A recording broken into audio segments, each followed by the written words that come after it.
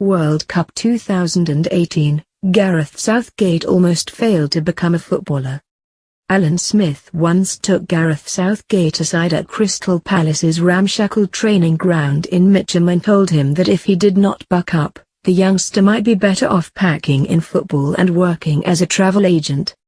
Southgate, who was 16 at the time, walked off in tears, and Smith, Palace's youth team manager, remembers he too was upset, because he genuinely liked the quiet, middle-class kid from Crawley.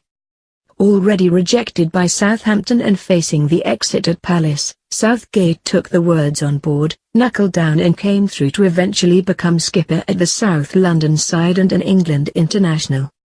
Smith believes that those knocks, and plenty that came later, like missing that infamous penalty for England in the Euro '96 semi-final against Germany, and being sacked as manager of Middlesbrough, have instilled a steely inner core in the England manager that is hidden by a mild, intelligent demeanour, and which will stand him in good stead in Russia.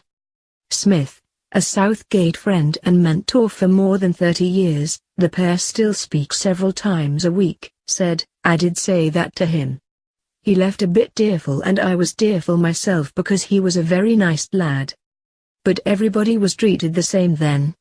It was a hard school.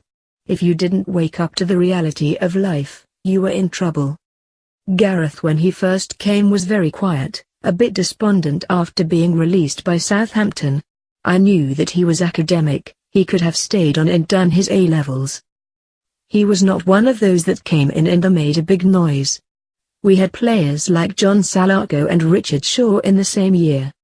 They were ahead of Gareth in terms of whether they were going to make it, to me at the time. At Palace in those days there was no real youth set up. It had been disbanded and we had to start from scratch. We were competing with clubs like Chelsea. We had so few boys that some had to play in the youths and the reserves on the same day. Gareth was one of them. There were a lot of lads from maybe tougher backgrounds, who really fought to make it.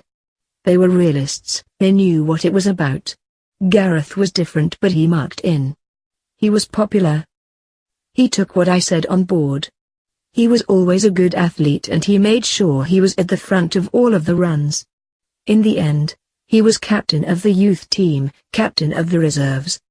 He had senior players in there with him, much more experienced, but he coped. Southgate was natural captain material, and when Smith took over as Palace manager from Steve Coppell in 1993, he immediately handed the 22-year-old the job, and his side won promotion back to the Premier League. Smith said, "Gareth was great in the changing room. One time at Southampton we had a terrible first half and I walked in to see him swinging punches at another player, because he didn't feel he was giving 100%. That is a side of him that people have not seen. You don't get to be captain at Palace, Aston Villa and Middlesbrough under different managers and not have some kind of leadership quality." The key to the Southgate character, though, lies in a character forged by never having it easy. Gareth has always been underestimated, as a player and as a manager. Until now, said Smith. He was rejected by Southampton, had to fight for it at Palace. He was hurt when he lost the Borough job. All that scarred him a bit, made him harder. No one has given it to him easy. His polite manner shields quite a hard person. Smith, who Southgate took with him as director of football when he landed the Middlesbrough manager's job, likes the way his former pupil has tried to run England. He has tried to bring a club spirit back, with players that want to play for England, said Smith. He wants players who want it and enjoy it. They trust him, because some were with him with the under-21s. He tries to look outside the pitch with players, and that makes him a person you as a player are going to fight for.